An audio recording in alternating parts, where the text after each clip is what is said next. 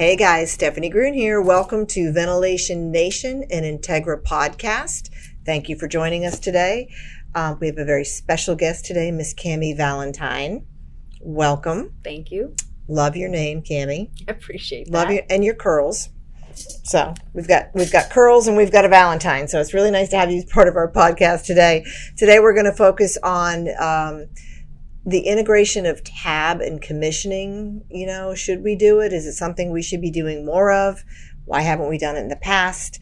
And then we're going to hear a little bit about what makes Cammie tick and some of her background too. So it should be a great 15 minutes here.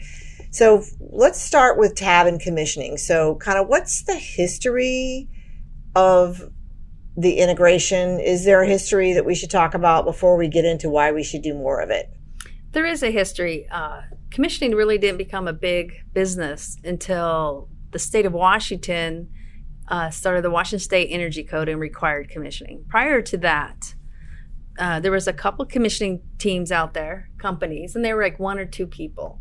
And they would only work on private industry where they require them. And it was up to them to decide to have it or not. It wasn't industry standard to have it done.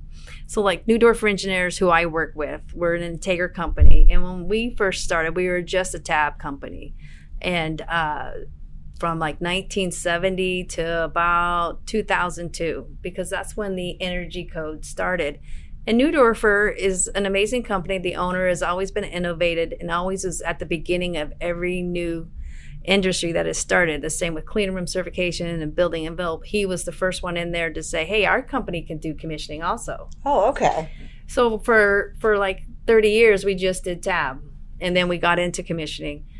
And it wasn't until we actually got a project that had commissioning and tab on it that we saw the benefit of the two of them together. So what did that first project look like? Do you have any recollection? Yeah, it was actually on the military site here in JBLM. And normally when we're a tab company, we're fighting with contractors to get deficiencies fixed, a difficult time getting the control contractor to get the programming done so we can use it to calibrate, get in all this stuff, and then trying to work with the commissioning agent to get passed. And then when we actually were the commissioning agent, and the same with the commissioning agent, he's trying to find out where everything's at and nobody's telling them.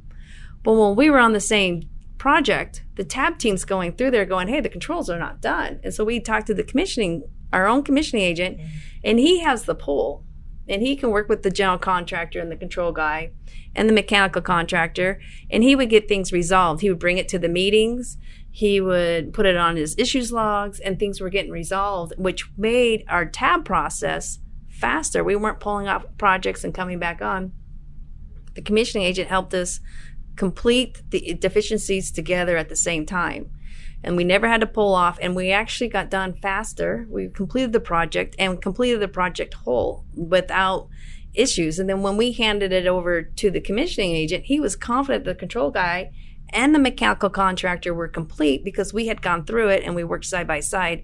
So when he did his testing, it was faster, cleaner, and he handed it over to the client, a better product and a faster time. And at that point, we realized we got to integrate these two. So you had no idea when this project was happening that all these benefits were going to come out of it. So it's just kind of like, what's that commercial where the chocolate and the peanut butter go together and then it becomes a peanut butter cup or something? Yeah, the it's Reese's peanut butter cup. It's exactly what happened. It's like tab and wasn't commissioning. until it happened. That's awesome. Okay. Yeah, and then what we did in Neudorfer is when the commissioning team and the tab team are together, we make the commissioning team the project manager, because they're on the project early. They're there when installation's starting. Okay. And they're coordinating all the contractors, so it's easier for them to manage the tab team when they're on there. And it's been very efficient, profitable, and a lot more customer-client interaction and satisfaction that way. So do you think that our customers, when we integrate tab and commissioning, do they realize or are they hiring us because we can do both? Do they recognize the benefit, or do we need to do more? We need to do more. So Maury Rose in our South End, he was actually had to make a decision. Do we take commissioning or tab? And Maury and Jeff did a good job of explaining to the contractor, you didn't want both of us. They're like, no, we want 2 third parties. Sometimes 2 third parties are great. I can understand that, but Neudorfer Engineers is a third party. We're a third party from the design engineer. We're a third party from the control contractor. We're a third party from the mechanical contractor. We're a third party from the general contractor. So all you're doing is putting two third parties together. It's not like you're going to hide anything. And so some of our customers perceive it as a conflict of interest, but it's really not, because we're a third party and we just have two different divisions within that third party. Okay. Yeah.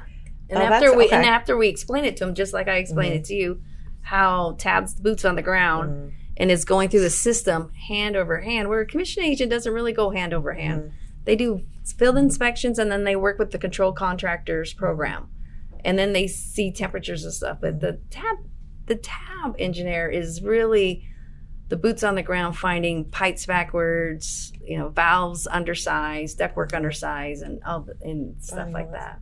So it sounds like we need to do a better job educating the industry on the benefits of integrating tab and commissioning, and that it does truly have a more favorable outcome for our customers. Absolutely. And even in retro commissioning or recommissioning, having those two as the same team, because the tab team will go through and find all the deficiencies and bring it back to the commissioning agent, who is the coordinator of all the other disciplines. Because the tab team is not a coordinator. They're just out there doing their scope of work, where the commissioning scope of work is the coordinator of all the other disciplines. So are there different challenges with retro versus new construction? Absolutely. Retro, you have to find out how it was done wrong and refix it. Or none of it was done wrong. Like fun. It's just that, you're in there because it's not operating correctly. So you got to find out, is it not operating correctly because there was remodels done, areas were changed that were just maybe a copier room and now they're not, or they were just like a little nook and now it's a copier room, which has a lot of heat. Or is the controls not working? Was it not programmed correctly? Because a lot of retro commissioning comes in because these buildings were turned over prior to the Washington State Energy Code. So you're going into these buildings and bringing them up and stuff. So you're having to bring them up to code and recommission and do everything all over again. Because commissioning, what it does is it reduces the amount of energy you use. And so if it was done and tested prior to the Energy Code, then it's using a lot of energy. Let's change angles here a little bit. Let's talk a little bit about Cami. So I love the fact that you're a female in a male-dominated industry. This is something that I keep finding myself in male-dominated industries and wondering why I'm the only female. So either we're crazy or I don't know. But we enjoy it. So how did you get involved with into this industry? Well, when I went to university, I want to grow up and be a mechanical engineer. Well, unfortunately, I graduated in a recession.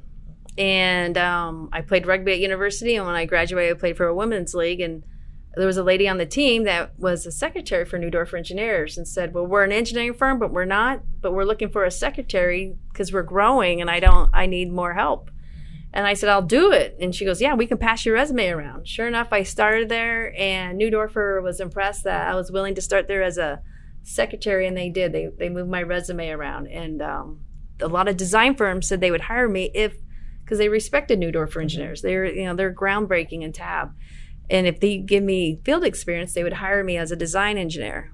Well, that was 30 years ago, and I never left Neudorfer. So who was your favorite mentor?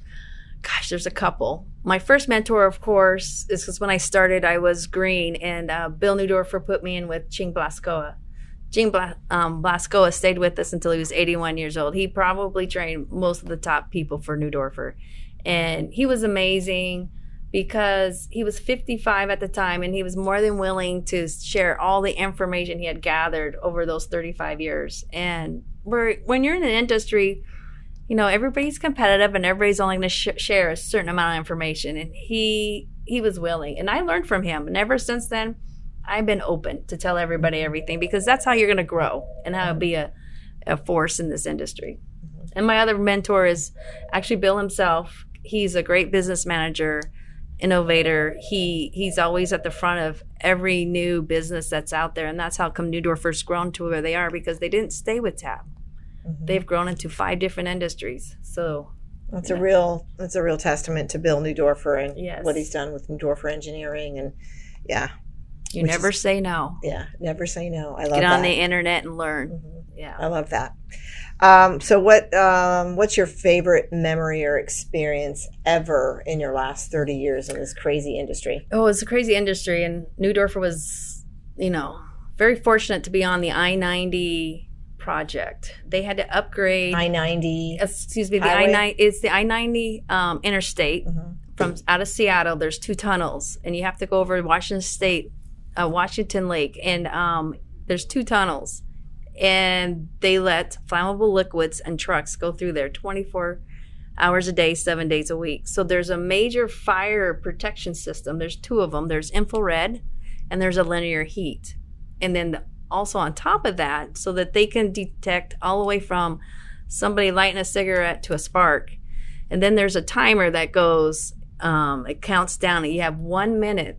And this timer is done 30 miles north of the I-90 at the traffic control center up in Shoreline. And so they have a minute to decide to abort or not to abort. And it goes through this timer, and it will drop the sprinkler water system first, and then it will go to FFF.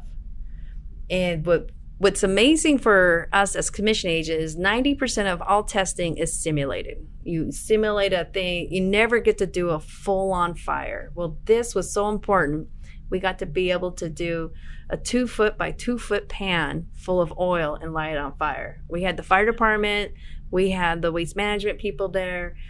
It was orchestrated, and it was a huge deal, but we got to watch that timer drop that full 1 minute and see the water drop, and actually let the FFF drop onto that panel and see it take it out in seconds. And wow. That's amazing for a commissioning agent. Yeah. Because you didn't have to simulate, you actually got to watch it. The fire department was there to approve it. The state patrol was there to approve it. It was a big Was that deal. like the test to show that all your work was done Exactly. or you completed and passed? And it was. And the funny thing was, 2 weeks later, we had it in auto, and nobody told the state patrol people on the road. And there was a stalled vehicle, and he lit a flare.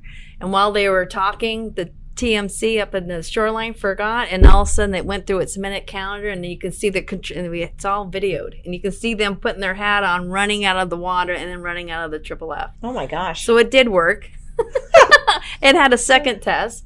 The one thing everybody asked, though, did the flare go out? And the flare did not go out. So What should it have? no. Oh, it shouldn't have. Okay. A flare can go underwater. Okay. Yeah. So that's a good thing. That was a good thing. The flare did not go out. That's a good thing. So. All right. Well, Cammie, thank you so much. This was a great episode on the integration of tab commissioning, a little bit about Cammie. Thank you for joining us today. We really appreciate Thank you. Thank you for having inviting you me. here. And everybody out there in Ventilation Nation, stay tuned for more episodes coming up. Thank you so much. All right. Peace out. Cheers.